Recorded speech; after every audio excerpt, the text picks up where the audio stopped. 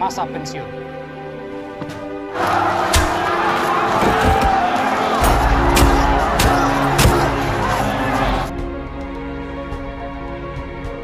Kembali lagi bersama saya di konten film. Kali ini saya akan merangkum sebuah film yang berjudul Toba Dreams yang dibintangi oleh Vino G. Bastian. Film ini menceritakan tentang seorang anak prajurit yang salah memilih jalan hidupnya dengan menjadi anggota mafia sebagai pengedar narkoboy. Tanpa banyak bacot di awal, kita langsung masuk ke alur ceritanya.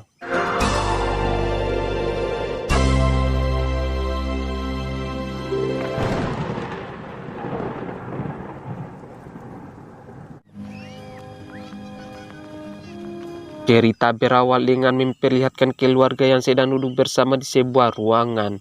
Ayahnya bernama Mayor TB, anak pertama bernama Ronggur, anak kedua bernama Sumurung, dan anak terakhir bernama Taruli. Di mana tujuan sang ayah mengumpulkan anak-anaknya adalah untuk menyampaikan bahwa sekarang dirinya sudah lagi tidak menjadi anggota prajurit yang aktif, sehingga rumah yang mereka tempati itu harus mereka tinggalkan, karena rumah tersebut adalah buat prajurit yang masih aktif, sehingga ayahnya memutuskan untuk pindah di kampung karena di sana mereka masih punya rumah dan sawah. Akan tetapi Ronggur tidak setuju dengan hal tersebut, sehingga dia pun langsung pergi, akan tetapi karena dia telah berjanji kepada sang ibu untuk membahagiakannya, dia pun memutuskan untuk ikut atas permintaan sang ibu. Sudah, Pak. Biar nanti ibu yang bicara. Kamu mau kemana? Mau keluar? Bosan. Kamu kan pernah janji sama ibu.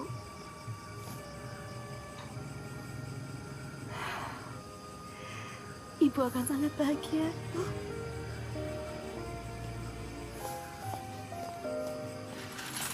Lalu Ronggur pun pamit kepada sang pacar dia bernama Andini. Tidak lama kemudian orang tua Andini pulang. Sore om, tante.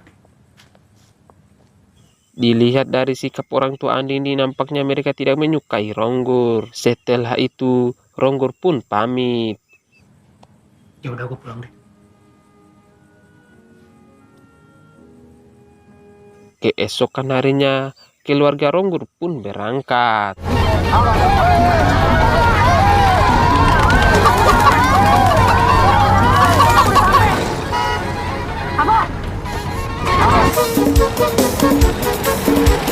Tidak lama kemudian, mereka pun tiba di kampung dan langsung disambut hangat oleh opung mereka atau nenek mereka.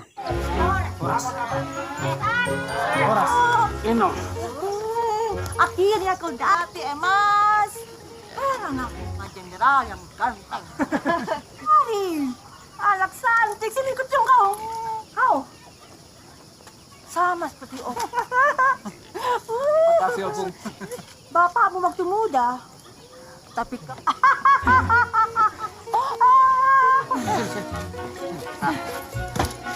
Oleh. kamarnya mana? Nanti kita tidur di mana? Di mana saja? Di pohon Kan bisa. Ronggur. Baru juga sampai. Ampurlah kalian ini. Di malam harinya, Ronggur bertemu kawan lamanya yang bernama Togar. Tangis dan duka. Motor lo ngomong barusan. Gue gak tahu lo nangis. Sebentar dulu. Si Ronggur kau kan? Kau bikin sering nangis? Hah? Masih hidup lo, Gar? Hidup gue di Jakarta. Biar kau tahu ya. Di sini tuh seperti surga kecil ke bumi. Surga. Titik hancuran. Singkat cerita, keesokan harinya Taruli mengeluh karena badannya gatal-gatal habis mandi di sungai. Ronggur pun sontak mengatakan bahwa Taruli terlambat ngomongnya. Kenapa tidak dari awal sebelum mereka berangkat? Lalu Sumurung pun berkata kepada Taruli bahwa sebentar lagi ayah mereka akan membuatkan mereka kamar mandi. Ronggur pun mengatakan bahwa Sumurung sangat berbakat menjadi penjilat. Sontak hal itu membuat Sumurung emosi, sehingga mereka pun berkelahi.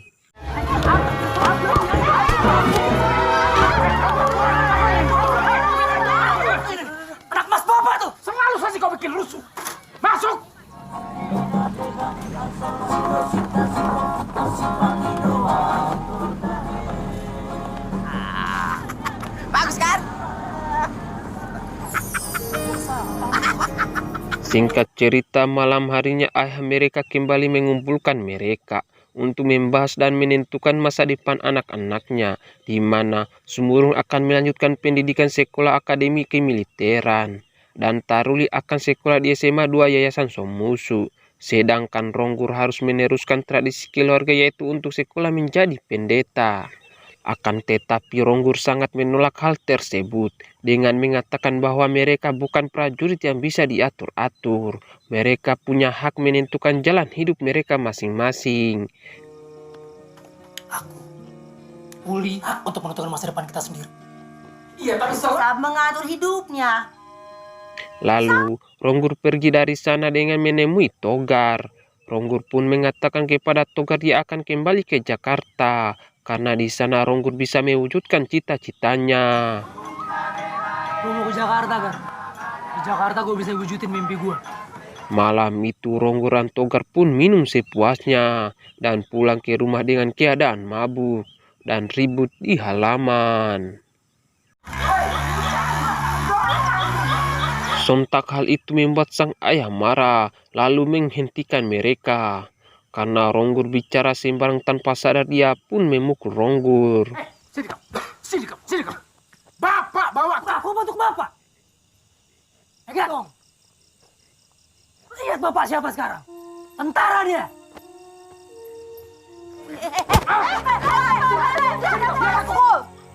Ayo, malu saja masuk. Diurupi orang awak, situ karon. Kemudian di malam itu juga Ronggur memutuskan untuk pergi ke Jakarta diantar oleh Togar menuju dermaga untuk naik kapal. Kecuali orang itu sendiri. Semakin abang bahagia.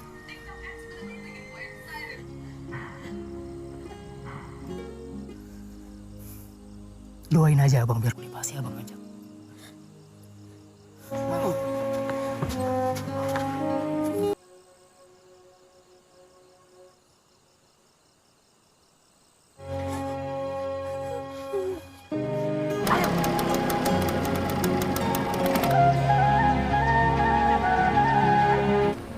Itu omongan lo? Apa tuak yang semalam? Hah?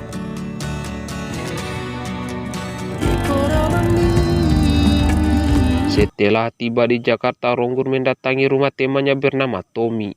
Akan tetapi sialnya rumah tersebut telah disita oleh KPK. Dan tanpa sengaja Ronggur bertemu Tommy di sana juga, yang datang untuk mengambil foto ibunya. Akan tetapi dia dihadang oleh security di sana. Kemudian Tommy langsung mengajak Ronggur di rumah peninggalan nenek Tommy. Di sana Tommy tinggal bersama kedua adiknya. Ih, jelas malu lah. Lo lihat sekarang jadinya. Ini rumah peninggalan nenek gue. Terus di sini. Lo nggak apa-apa, tinggal di sini juga. Nah, tuh Tami. Tami, kamu. Kemudian Tommy juga memberikan Ronggur pekerjaan dengan menjadi driver taksinya. Dan Ronggur akan menyetor hasil kepada Tommy. Oke, udah nyantai ya. Sementara itu Sumurung meminta maaf kepada sang ayah karena dia tidak bisa memenuhi permintaan ayahnya untuk sekolah di akademi kemiliteran. Karena Sumurung sadar dengan kemampuannya. Akan tetapi Sumurung akan memenuhi permintaan ayahnya yang lain yaitu meneruskan tradisi keluarganya dengan menjadi pendeta. Ayahnya tidak bisa berbuat apa-apa selain menyetujui keputusan anaknya itu. Pun saya akan coba penuhi permintaan bapak lainnya.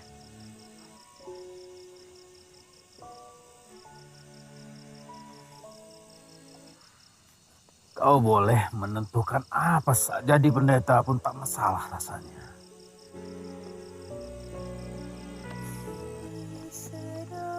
Kemudian Ronggur pun mulai bekerja, namun tidak seindah yang dia bayangkan. Di hari pertamanya dia mendapat penumpang yang sangat kacau.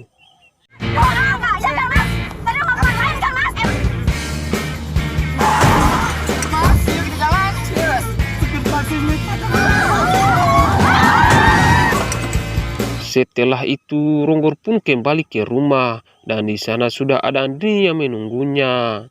Awalnya mereka sempat bertengkar karena terjadi salah paham di antara mereka. Akan tetapi setelah mendengar penjelasan masing-masing, akhirnya mereka pun kembali akur. Sehingga mereka pun kembali menjalin hubungan. Kenapa aku di sini?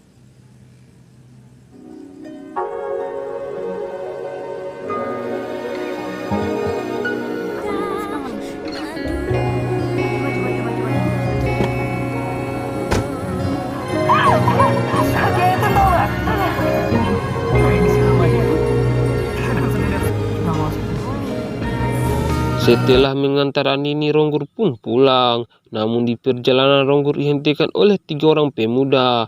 Mereka adalah mafia besar di Jakarta yang dipimpin oleh Bongsin dan kedua anak buahnya, kita panggil saja Surya dan Anton. Namun Ronggur tidak menyadarinya kalau dia sedang bersama mafia besar. Di sana Ronggur hampir saja ditembak karena melarang mereka untuk merokok di dalam mobilnya. Walaupun Ronggur sudah diancam dengan tembakan, Ronggur tetap melarang mereka untuk merokok di dalam mobilnya. Jika mereka masih mau merokok, maka mereka harus cari taksi lain. Melihat keberanian Ronggur, mereka pun mematikan rokok mereka. Dan ternyata pistol yang diturunkan tadi cuma pistol korek. Latin. Nggak lucu nih bercandanya nih. Tanda kayak begitu. Jadi supir taksi bukan cita-cita saya, bos. Cita-cita. Saya mau jadi Cita-cita. Depan masuk gedung. yang kanan. Setelah mereka turun, Ronggur pun mendapat bayaran yang sangat banyak. Di sini baru pertama kalinya Ronggur mendapatkan bayaran sebanyak ini. Setelah itu Ronggur kembali diminta untuk mengantar sebuah kue ulang tahun di rumah Bongsin.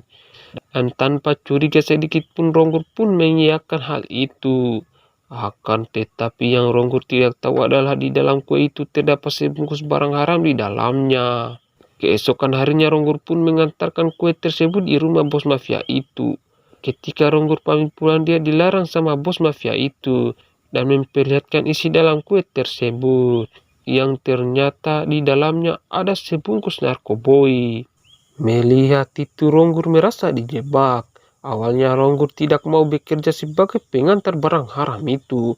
Tetapi Ronggur diancam jika tidak mau melakukannya, maka keluarganya akan menjadi sasaran. Kemudian Ronggur pun pergi dari sana. Kamu nggak akan bisa kaya. Dan lo juga harus bisa menjebak. Lo nggak bisa menjebak gua. Lo mau disuruh-suruh sama orang yang ada di kepala lo kan cuma duit. Gimana maksud lo? Lo mau kita semua mati? Lo terima tawaran dari mereka gitu? Iya. Di sini Ronggur pun berencana untuk pergi dari kota tersebut dan mengajak Andini. Karena Ronggur tidak mau kerja sebagai pengedar narkoboy. Aku cinta sama kamu. Gimana?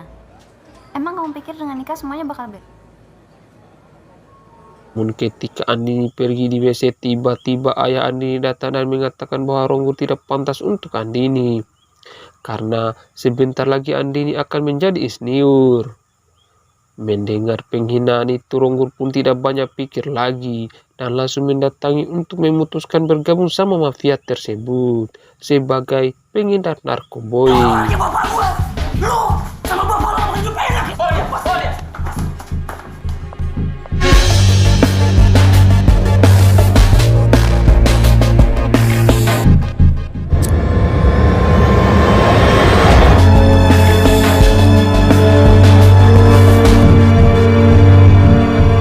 Setelah Ronggur sudah memiliki banyak uang, dia pun mendatangi Andini di rumahnya untuk mengajaknya menikah. Awalnya ayah Andini tidak setuju, akan tetapi Ronggur juga mengatakan bahwa tujuan dia datang di sana adalah untuk bertanggung jawab atas bayi yang ada di dalam kandungan Andini. Mendengar itu ayahnya sangat shock. Benar, Din.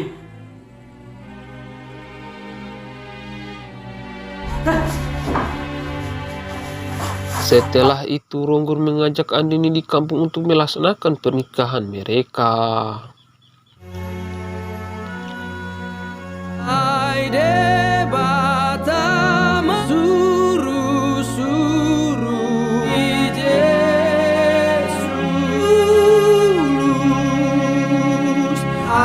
Pertama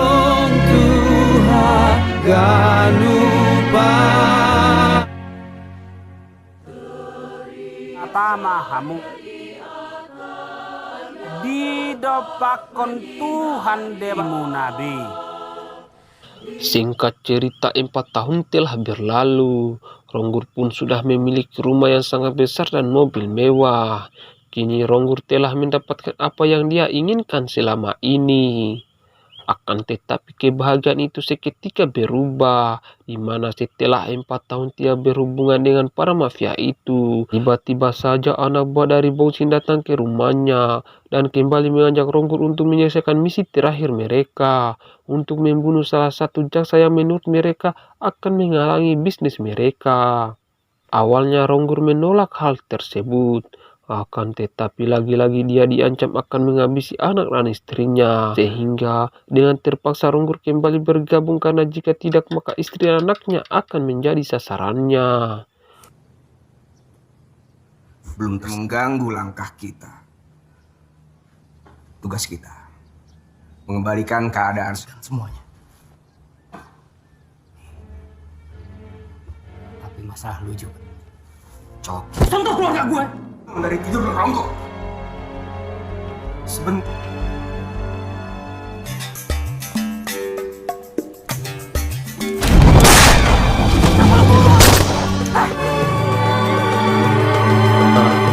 Ronggur pun diberi foto dan alamat rumah jaksa tersebut. Dan itu adalah tiket kebebasan Ronggur. Setelah misi itu selesai, maka Ronggur bebas. Namun setelah beberapa hari berlalu, Ronggur belum membunuh jaksa itu. Karena Ronggur tidak tega membunuh orang yang tidak bersalah. Kemudian Ronggur kembali mendatangi Bongsin dan mempertanyakan kenapa orang baik dan jujur seperti jaksa itu harus dibunuh. Bukankah orang-orang jahat dan bersalah seperti kita inilah yang pantas mati? Mendengar itu salah satu anak buah dari Bongsin akan menembak Ronggur. Karena jika jaksa itu tidak mati, maka mereka semua yang akan mati. Sehingga inilah yang terjadi. Ya, ternyata Ronggur menghabisi semua mafia itu, lalu pergi dari sana.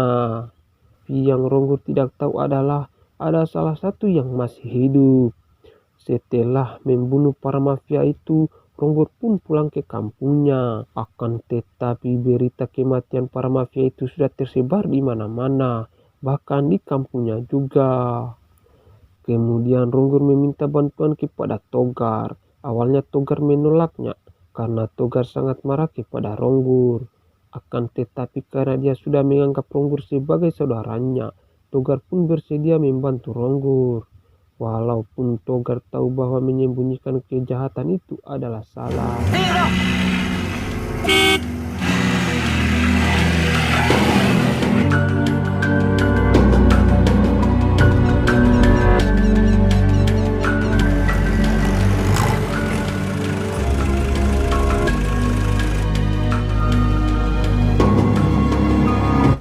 Untuk sementara waktu kau boleh tinggal di sini. Kau bikin aku di posisi sulit kayak gini. Gue gak tahu lagi harus gimana balas kebaikan lo, Gar. Aku butuhnya kau bertobat. Paham kau?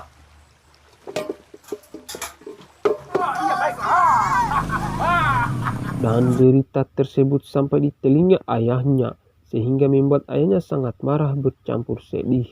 Begitu juga dengan ibunya.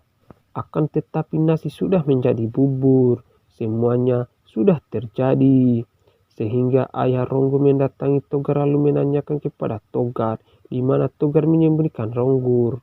Karena dia tahu pasti Togar sudah tahu apa yang telah terjadi. Dengan terpaksa Togar mengantarkan ayah Ronggur di tempat persembunyian Ronggur. Dan disinilah menurut saya scene yang paling mengena di hati. Di mana pembicaraan yang sangat mendalam seorang ayah kepada sang anak. Di mana ayahnya mengatakan kepada Ronggur bahwa dia salah jika selama ini mengira kalau ayahnya membeda-bedakan anak-anaknya. Ayahnya sengaja mendidik Ronggur beda dengan adik-adiknya karena Ronggur adalah anak pertama yang akan menjadi panutan buat adik-adiknya dan akan mengangkat derajat keluarga. Namun apa yang ayahnya dapatkan? Ronggur malah menghancurkan keluarganya. Bukan hanya anak dan istrinya, tetapi orang tuanya juga. Bapak beri kau pendidikan yang api. Apa yang Bapak dapatkan sekarang ini? Kau sudah menghancurkan keluarga kita. Kemudian di sini juga Ronggur mengeluarkan semua isi hatinya, bahwa ternyata selama ini Ronggur tidak membenci ayahnya, akan tetapi dia hanya ingin seperti keluarga lain. Dia hanya ingin melihat ayahnya tersenyum pada anak-anaknya. Yang kangen sama bapaknya, Pak. Yang coba. Sekarang Bapak pergi. Bapak tinggalkan saya. Kalaupun saya mati, lemparkan anak Bapak yang bajingan ini ke dalamnya.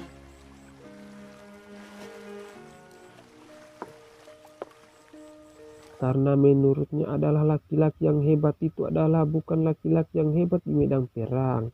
Akan tetapi laki-laki yang hebat adalah laki-laki yang selalu ada buat keluarganya. Setelah mereka saling mengeluarkan isi hati mereka, ayahnya pun meminta Ronggur untuk mempertanggungjawabkan perbuatannya itu di depan hukum. Mendengar itu Ronggur sangat kaget dan merasa dijebak oleh ayahnya sendiri. Karena ayahnya telah melaporkan keberadaan Ronggur kepada polisi. Saya akan hadapi mereka. Jangan kau lakukan itu. Mundur semua. Lebih baik saya mati daripada saya menangkap Bapak. Ayahnya pun berusaha menenangkan Ronggur agar tidak melakukan hal bodoh lagi dan menyerahkan pistolnya kepada ayahnya. Setelah berhasil mengambil senjatanya, ayahnya pun meminta kepada polisi agar menahan tembakan karena dia akan menyerahkan anaknya. Akan tetapi yang mereka tidak tahu adalah ternyata dari kejauhan sudah ada yang membidik Ronggur. Sehingga inilah yang terjadi.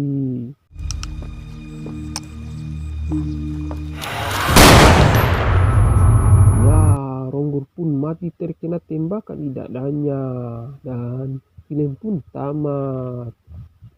Dari film tersebut kita dapat menarik kesimpulan bahwa sejahat-jahatnya seorang ayah kepada anaknya, dia tidak akan membuang anaknya sendiri.